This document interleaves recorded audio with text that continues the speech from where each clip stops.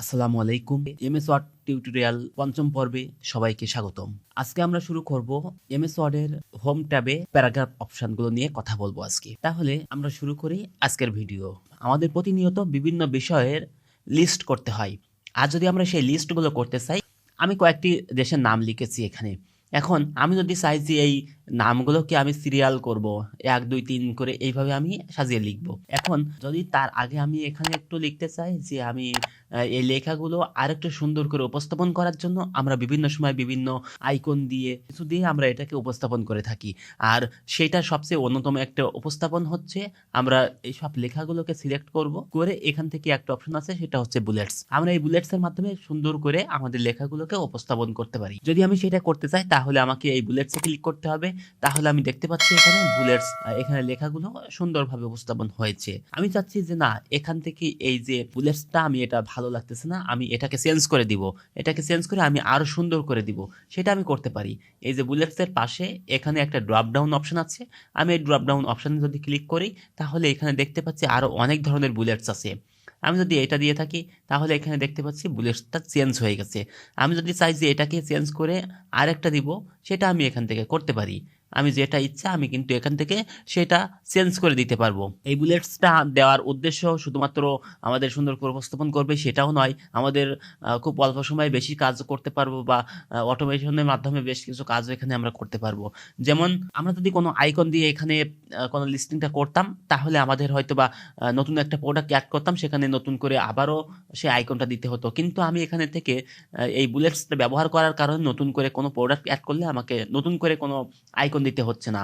আমি যদি এখান থেকে কিবোর্ড থেকে এন্টার প্রেস করি তাহলে দেখতেছি এখানে একটা আইকন চলে আসলো, বুলেটস চলে আসলো। আমি এখান থেকে যদি কিবোর্ড থেকে এন্টার প্রেস করি তাহলে দেখবো যে এখান থেকে নতুন একটা বুলেটস চলে আসবে। যদি আমি চাইছি এই বুলেটস এর মাধ্যমে আমি এই কাজটি করব না, আমি এই কাজটি করব হচ্ছে নাম্বারিং এর মাধ্যমে 1 2 3 ABC এই ধরনের লিস্টিংটা আমি করে থাকবো। তাহলে সেটা করার জন্য আমাকে এই বুলেটস এর পাশে আমাকে এখানে নাম্বারিং আছে, আমি নাম্বারিং এ যদি ক্লিক করি তাহলে দেখতে পাচ্ছি 1 2 3 করে এখানে দেওয়া আছে। ঠিক একইভাবে আমি যদি চাই যে 3-এর পরে আমি এখান থেকে নতুন একটা দেশ আমি অ্যাড করব, সেখান থেকে দেখবো 3-এর পরে অটোমেটিক 4 হয়ে গেছে, আমাকে এখানে সিরিয়ালটা নতুন করে দেওয়া লাগেনি। আমি যদি চাই যে ঠিক একইভাবে এটা 1 2 3 দিব না, আমি ABC দিব বা অন্য কিছু দিব, আমি সেটা করতে পারি। যদি 1 2 3-এর পাশে এখানে ব্র্যাকেট অপশনটা দিয়ে থাকি, ABC ছোট হাতে দিয়ে ব্র্যাকেট দিতে পারি, ABC বড় হাতে দিতে চাই সেটা করতে পারি, এখান থেকে রোমান সংখ্যায় দিতে পারি। এখানে আমাদের অনেক অপশন আছে, আমাদের ইচ্ছা মতো আমরা এখান থেকে সেটা ব্যবহার করতে পারবো। এখন কথা হচ্ছে, হ্যাঁ, যদি আমি এখান থেকে ব্যবহার করেছি 1 2 3 4 5, আমি এখান থেকে যদি এন্টার প্রেস করার পরে আমি চাচ্ছি যে এখান থেকে এন্টার প্রেস করার পরে দেখতেছি 5 6 7 এখান থেকে সিরিয়াল হয়ে গেছে। আমি চাচ্ছি এখান থেকে নতুন করে একটা সিরিয়াল দিব। তাহলে কি করব? নতুন করে যদি আমি লিস্টটা করতে হয় বা নতুন করে নাম্বারটা দিতে হয় তাহলে এটাকে সিলেক্ট করতে হবে, এখানে ড্রপ ডাউনে ক্লিক করতে হবে এবং এখানে এসে আমাকে ডিফাইন নিউ নাম্বার ফরম্যাটে ক্লিক করতে হবে। তাহলে আমি এখান থেকে যেটা করতে পারবো, 5 থেকে শুরু হচ্ছে আমার এখানে। আমি যদি চাই যে এখান থেকে 1 থেকে শুরু হোক, আমি এখানে কি করতে পারবো, 1 থেকে শুরু করতে পারবো। আমরা এখান থেকে নাম্বারিং করতে পারলাম।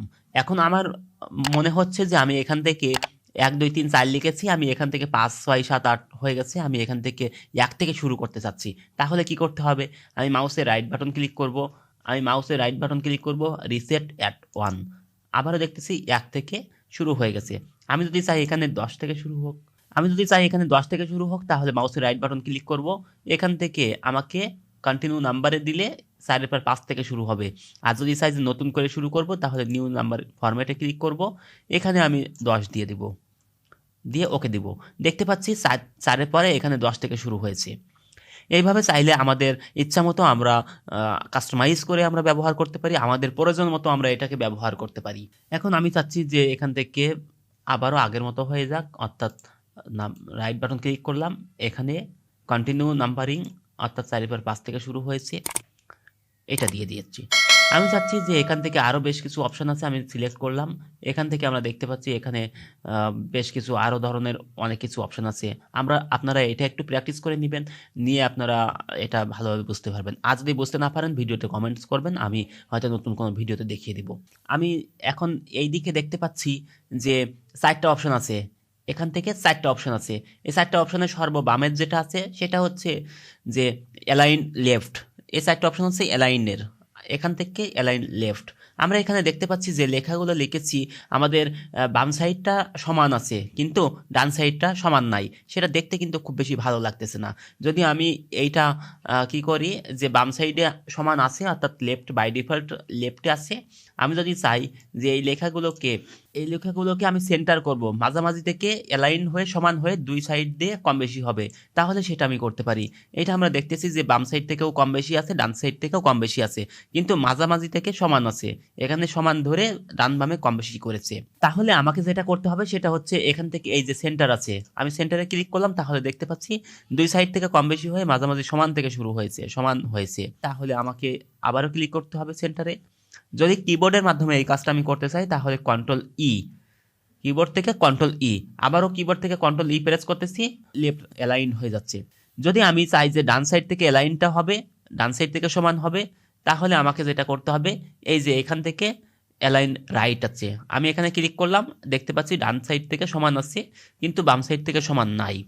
যদি এটা উঠিয়ে দিতে চাই তাহলে আমাকে এটা আবার ক্লিক করতে হবে।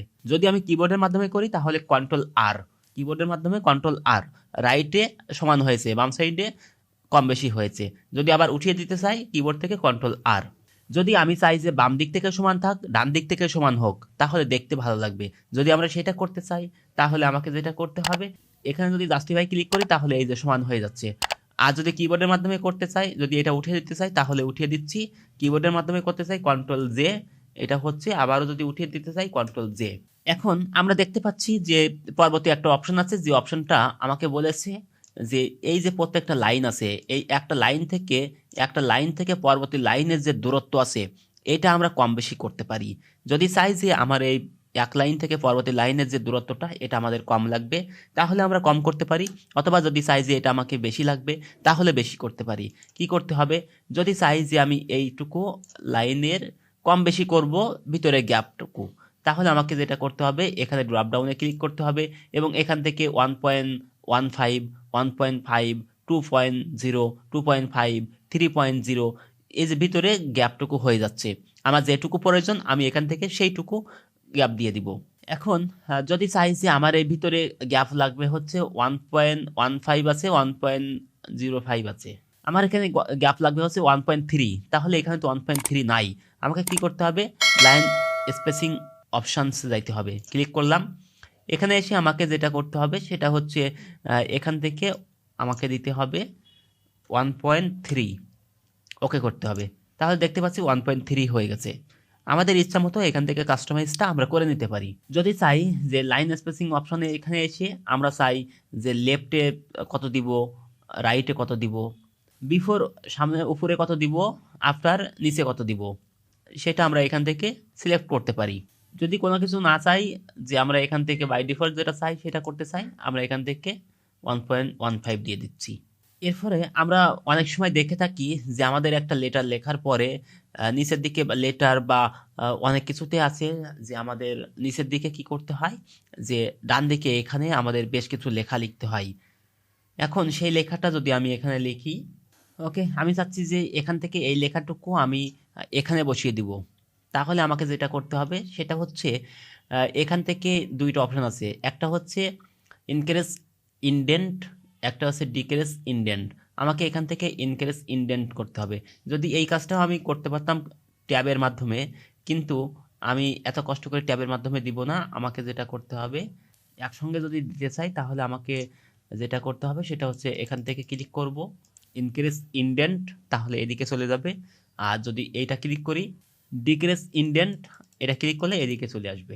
এ সাইডে একটা অপশন আমরা দেখতে পাচ্ছি যেটা হচ্ছে শর্টিং, অর্থাৎ অ্যাসেন্ডিং ডিসেন্ডিং। আমাকে এখানে যে লেখাটা লিখেছি যদি আমি এই লেখাটাকে সাজাইতে চাই, তাহলে একের পরে 2 আছে, 3 আগে চলে গেছে, আমি চাচ্ছি যে এটাকে সাজাবো, তাহলে আমাকে সিলেক্ট করতে হবে, সিলেক্ট করে এখান থেকে অ্যাসেন্ডিংয়ে ক্লিক করতে হবে।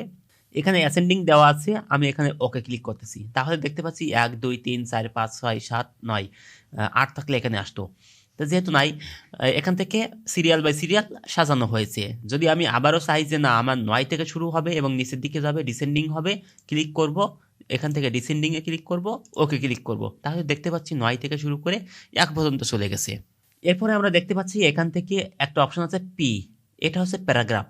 আপনার এই ডকুমেন্টে কতগুলো প্যারাগ্রাফ আছে আপনি এখান থেকে দেখতে পারেন।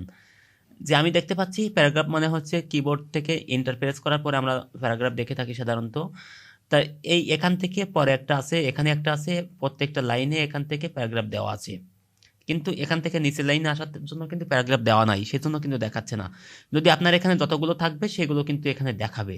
আমি যদি এটাকে উঠিয়ে দিতে চাই তাহলে আমি এখান থেকে পি উঠিয়ে দিচ্ছি, তাহলে চলে যাচ্ছে প্যারাগ্রাফটা।